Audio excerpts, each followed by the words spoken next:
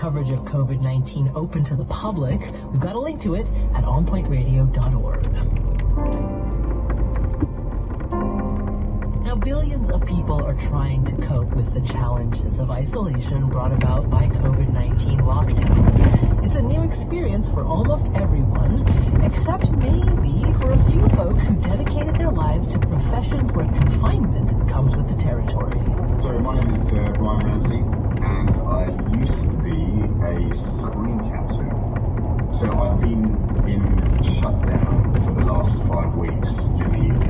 I'm allowed out once a day to go and do exercise. I'm allowed to go and get shopping, and then the rest of the time is spent in the house and in the garden and get out there. You heard that right. He's a submarine captain. Ryan Ramsey commanded the British nuclear-powered HMS Turbulent from 2008 to 2011, and he talked with us about what being a submariner taught him about coping with isolation. Submarines are really amazing. I mean, they're the most complex machine that the military owns, and you take them to operate in somewhere that's less explored than space.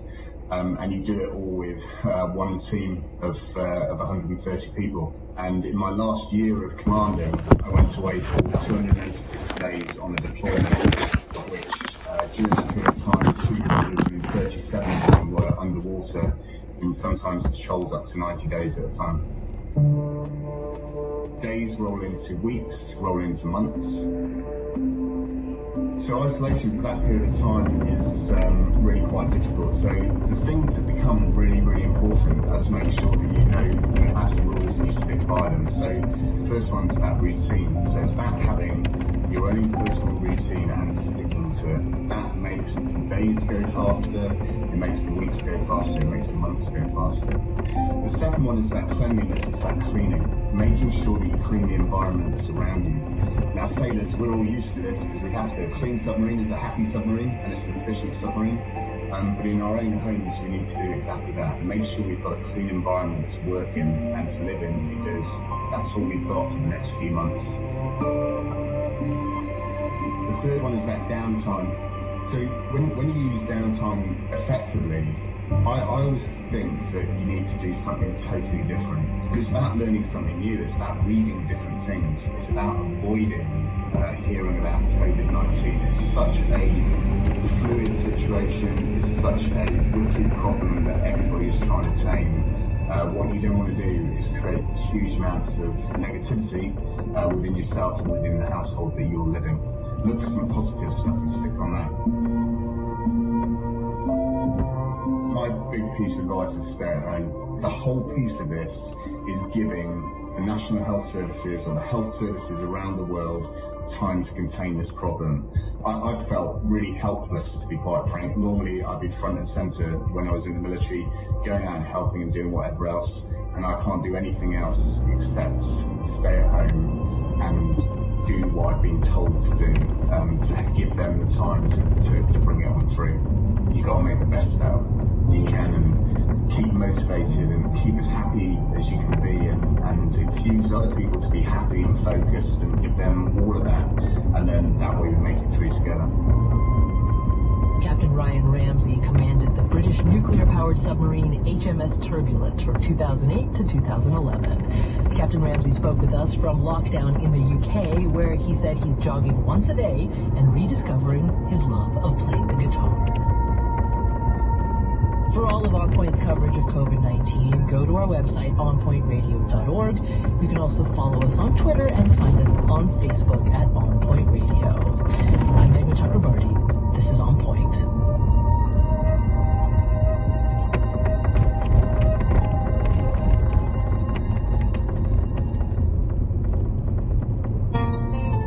On Point is a production of and NPR. Support for On Point comes from Carbonite, working to protect small businesses from ransomware. Designed to help protect themselves before they are targeted. Carbonite can help businesses recover computer files without paying a ransom. Learn more at carbonite.com. And Geico, offering car insurance as well as services for homeowners and renters insurance through the Geico Insurance Agency. Additional information can be found at geico.com or 1-800 947-AUTO.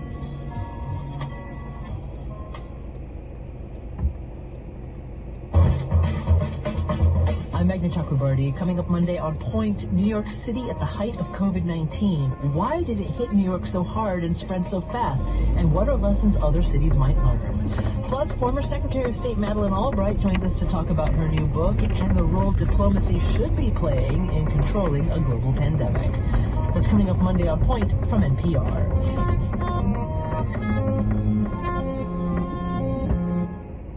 I'm Karen Grigsby Bates, a correspondent for NPR News.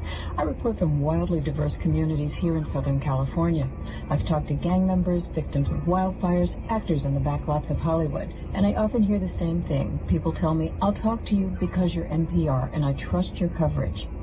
That trust is something we take seriously. We take reporting for you seriously because this is NPR. You might slow down. Breaking news, overnight big stories can change completely. Breaking news can happen at any time, and the world you said goodnight to yesterday could be a completely different world when you wake up. On Up First, we give you the biggest news stories of the day with the context you need, all in a 10-minute podcast. So start your weekdays with us at 6 Eastern, and we're now available Saturday mornings at 8. Up First, the morning news podcast from NPR News. We're beginning to see the numbers, and coronavirus has hit America hard. What is Congress doing to help? And is that help going to the people who need it? From WAMU and NPR in Washington, this is 1A.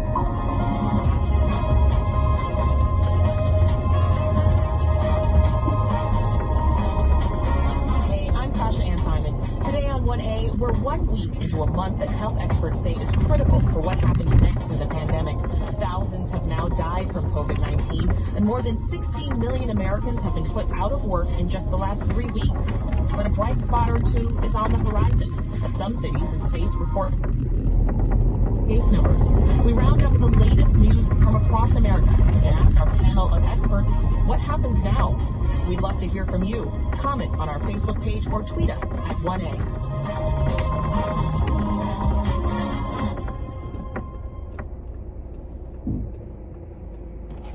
Live from NPR News in Culver City, California, I'm Glenn Holmes in Cowtown.